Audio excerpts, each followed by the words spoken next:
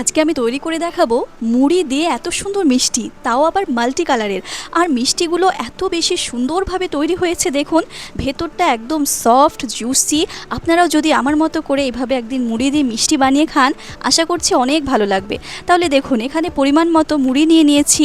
এখন মুড়িটি আমি গুঁড়ো করে নেব, তার জন্য গ্রাইন্ডার জারে দিয়ে দিন। দেখুন আমার মুড়িটি গুঁড়ো করা হয়ে গেছে, আমি চেলে নিচ্ছি। এখন দিয়ে দিচ্ছি হাফ কাপ গুঁড়ো দুধ, 10 টাকা দামের 2 প্যাকেট গুঁড়ো দুধ আমি এখানে নিয়েছি। আর দিয়ে দিচ্ছি 2 চামচ ময়দা, 1 চামচ বেকিং সোডা অবশ্যই ব্যবহার করবেন। আর দিয়ে দিচ্ছি 1 চামচ ঘি। এবারে সমস্ত শুকনো উপকরণকে ভালো করে মেখে একটু ময়াম দিয়ে নিচ্ছি। এখানে দিয়ে দিলাম একটি ফ্যাটানো ডিম। এবারে এতে অল্প অল্প করে দুধ মিক্স করে আমি একটি সফট ডো তৈরি করে নেব। ডোটি 10 মিনিটের জন্য ঢাকা দিয়ে রেস্টে রাখছি, একটু শক্ত ভাব হয়ে যাবে। ফিরে আসলাম 10 মিনিট পর, আর দেখুন হালকা একটু শক্ত ভাব হয়ে গেছে। আমি হাতে একটু ঘি মাখিয়ে একটি মিষ্টি তৈরি করে নিলাম। দেখুন সমস্ত মিষ্টি আমার তৈরি করা হয়ে গেছে। এখন আমি মিষ্টিগুলি ভেজে নেব, তার জন্য কড়াই দিয়ে দিচ্ছি তেল। তেলের টেম্পারেচার কিন্তু ওয়ার্ম রাখতে হবে, মানে আপনি আঙুল দিয়ে টাচ করতে পারবেন সেই রকম। তো একে একে সমস্ত মিষ্টি আমি দিয়ে দিচ্ছি দেখুন।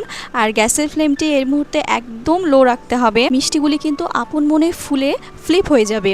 তো দেখুন এখানে সাদা কালারের যে মিষ্টি বানাতে চাইছি আমি, সেগুলি হয়ে গেছে, আমি তুলে নিচ্ছি। কিছুক্ষণ ভাজার পরেই গোলাপ জামুনের কালারের যে মিষ্টি সেগুলি হয়ে গেছে, আমি তুলে নিচ্ছি। দেখুন কত সুন্দর লাগছে। এবং সর্বশেষে তুলে নিচ্ছি কালো জামুন কালারের যে মিষ্টি সেইগুলি। সমস্ত মিষ্টি আমি ভেজে তুলে নিয়েছি। এখন আমি এটি ঠান্ডা করতে রেখে চলে যাব চিনির শিরা তৈরি করতে। তো শিরা তৈরি করার জন্য এখানে নিয়েছি 1 কাপ চিনি, আর সেম ওই কাপে দিয়ে দিচ্ছি 4 কাপ পানি। ফ্লেভারের জন্য নিয়েছি 5টি ছোটো এলাচ।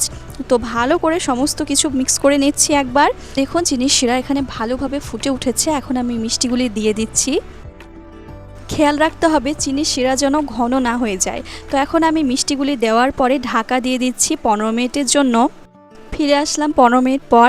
এখানে মিষ্টিগুলি আমার পুরোপুরি তৈরি হয়ে গেছে। এখন আমি মিষ্টিগুলি ঢাকা দিয়ে শিরাতেই রেখে দেব 1 ঘন্টার জন্য। তারপরে আপনাদের পরিবেশন করে দেখিয়ে দেব।